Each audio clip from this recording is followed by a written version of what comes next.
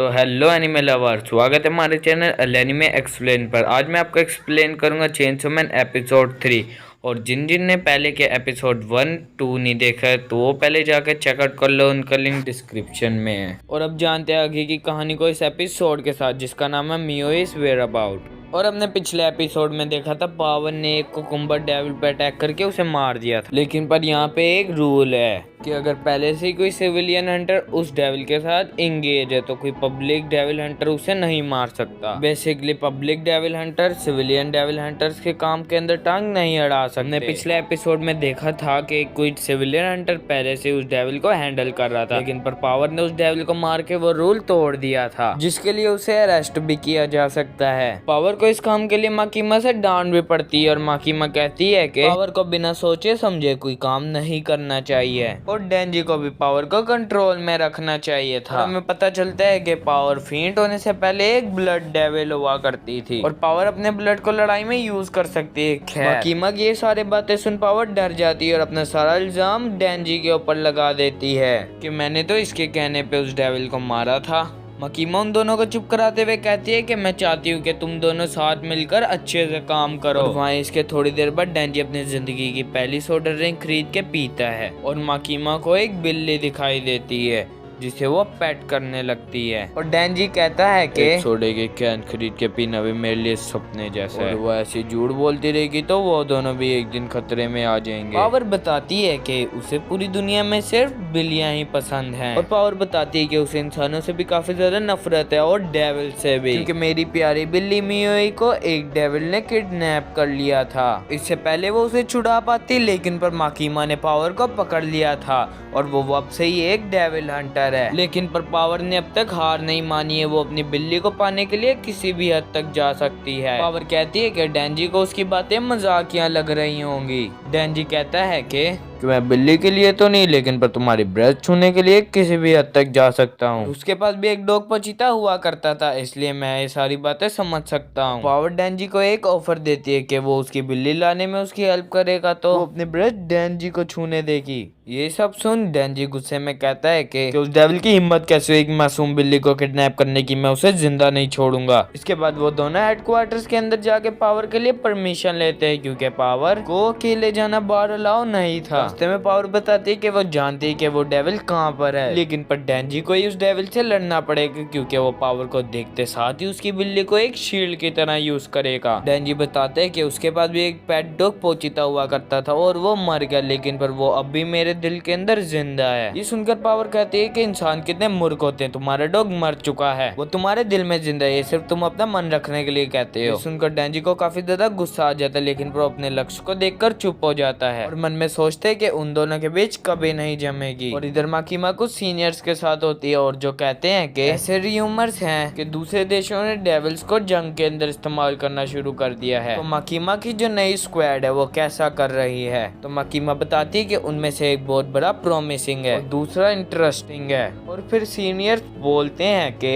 वो हमारे लिए सिर्फ डॉग्स हैं, तुम्हारा काम है उन्हें पालना और ट्रेन करना, तुम्हें उनसे कुछ लगाव नहीं होना चाहिए। कार में आकी माकीमा से पूछता है कि उसे डेंजी जैसे मुर्ग से इतनी उम्मीदें क्यों हैं। माकीमा बताती है कि सभी डेविल्स अपने नाम के साथ ही पैदा होते हैं और उनके नाम लोगों के डर को दर्शाता है। जैसे कॉफी से इंसानों को डर नहीं लगता, इसलिए कॉफी डेविल काफी कमजोर होगा, लेकिन कार्स और एक्सीडेंट से काफी सारे लोग डरते हैं, तो कार डेविल बहुत ज्यादा पावरफुल होगा। और डेंजी तो एक चेनसो डेविल में ट्रांसफॉर्म हो सकता है, जो उसे तो बहुत इंटरेस्टिंग लगता है, लेकिन आकी को फिर भी नहीं लगता कि डेंजी उनके किसी काम का है, क्योंकि उसके पास कोई गोल या फिर मोटिवेशन नहीं है, वो तो सिर्फ एक अच्छी लाइफ चाहता है। इधर पावर और डेंजी शहर से थोड़ा बाहर आ गए थे। पावर एक घर की तरफ इशारा करते हुए कहती है कि वो डेविल उसी घर के अंदर रहता है और दोनों ही उसकी तरफ जाने लगते हैं। और डेंजी कहता है कि ये डेविल कुल्हाड़ी से ही मर जाए तो ही अच्छा है, क्योंकि मैं चेनसो मैन बनकर ब्लड लॉस नहीं करना चाहता। ये सुनकर पावर हंसने लगती है, क्योंकि उसे लगता नहीं था कि डेंजी एक चेनसो डेविल में ट्रांसफॉर्म हो सकता है। डेंजी पावर से पूछता है कि तुमने तो कहा था कि तुम डेविल के सामने नहीं जा सकती, तो तुम घर के इतना करीब कैसे आ गई। डेंजी को ये समझने में देर नहीं लगती कि पावर ने उससे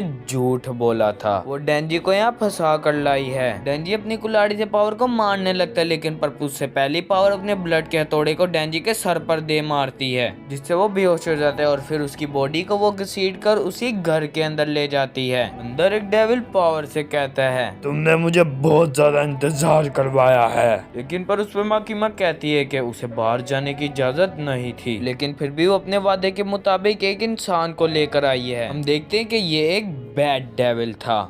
डेविल डेंजी को उठाकर बोलता है, ये तो एक जवान है, तो इसका ब्लड भी बहुत ज्यादा स्वादिष्ट होगा। हम देखते हैं कि बैड डेविल का एक हाथ कटा हुआ था, जिसकी वजह से वो कमजोर है और छुपा हुआ है, और इसी हाथ को उगाने की वजह से वो इंसान का खून पीना चाहता है। इसके बाद डेविल डेंजी को ऊपर लाकर उसे जोर से दबा देता है और फिर उसके अंदर से निकले खून को पी जाता है। अब डेंजी के खून से डेविल का हाथ तो ठीक हो जाता है, लेकिन उसे डेंजी का खून बहुत ज्यादा कड़वा लगता है, क्योंकि डेंजी पूरी तरह से इंसान नहीं है।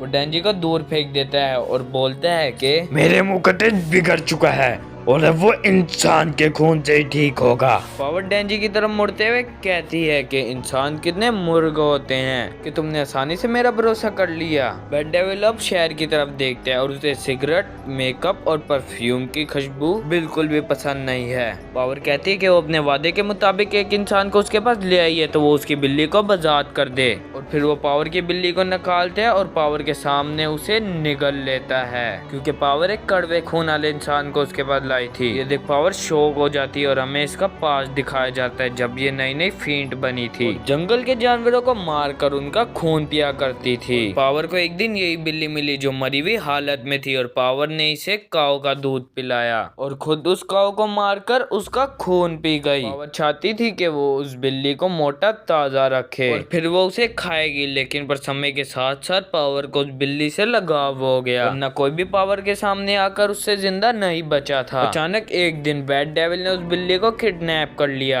और पावर से कहा, अगर तुम अपनी बिल्ली जिंदा चाहती है तो मेरे पास एक इंसान को लेकर आओ। और इसी वजह से वो शहर गई थी, लेकिन माकीमा ने उसे पकड़ लिया और पब्लिक सेफ्टी में भर्ती कर दिया। प्रेजेंट के अंदर पावर आकर कहती है कि अब उसे पता लग गया कि डेंजी को पोचिता के बगैर कैसा लगता होगा। फिर बैड डेविल पावर को भी उठाकर निगल जाता है, लेकिन पर ये भी उसे कड़वी लगती है, तो वो बच्चे खाने शहर की तरफ उड़ जाता है और वो कहता है कि सबसे पहले मैं बच्चों के खून से एक कुल्ला करूंगा और फिर मैं एक जवान लड़की और हट्टे कट्टे आदमी के खून से पेट भरूंगा और मीठे के लिए एक प्रेग्नेंट औरत को खाऊंगा।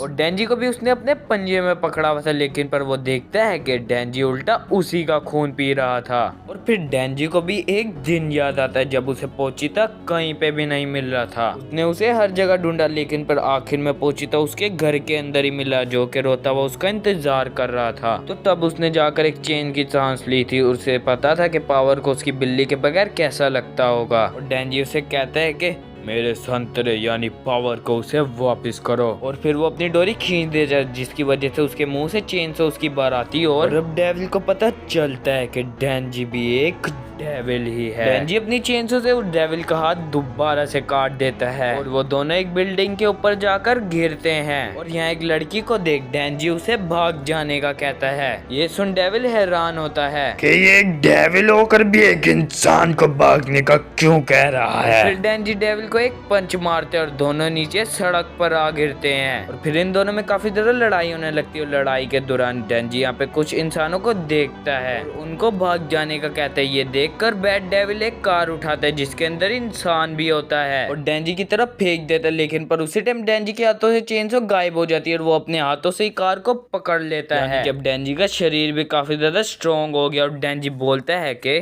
मुझे किसी इंसान के मरने से घंटा फर्क नहीं पड़ता, और वो उस कार को दोबारा से डेविल की तरफ फेंक देता है। लेकिन पर कार से पहले ही वो आदमी निकल चुका था और अब वो कार जाकर डेविल के मुंह पे लगती है और वो वहां पर ही ब्लास्ट हो जाती है।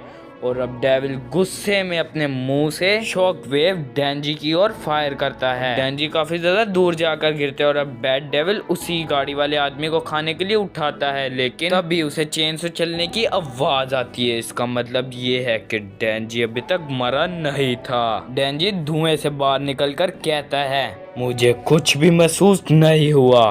और अब बैड डेविल को डेंजी से डर लगने लगता है, इसलिए वो अब एक पत्थर उठाकर डेंजी की तरफ फेंकते और बोलते हैं मुझसे दूर रहो। लेकिन पर वो अपनी चेन से उन पत्थरों को काट देता है और डेविल उसे पंच मारने की कोशिश करता है, लेकिन डेंजी उसका दूसरा हाथ भी काट कर सीधा पेट पर अटैक करता है, जिससे फाइनली बैड डेविल की मौत हो जाती है। तो गाइस ये वाला एपिसोड यहाँ पर ही एंड हो जाता है और हमें इस एपिसोड के अंदर चेनसो मैन वर्ल्ड में से काफी कुछ जानने को मिलता है। तो गाइस उस एपिसोड में जो मैंने डिलीटेड सीन के बारे में बात की थी, उस बाप और बेटी को हम इस एपिसोड में देख सकते हैं। आपको ये एपिसोड कैसा लगे मुझे कमेंट में जरूर बताएं, और क्या पावर मर चुके ये तो हमें अगले एपिसोड में ही पता चलेगा। तो देखने तो हमारे चैनल एलएनमे एक्सप्लेन को सब्सक्राइब कीजिए और लाइक और शेयर भी कर दीजिए। मैं मिलता हूँ जल्दी आपसे नए एपिसोड के साथ, तब तक के लिए बाय बाय।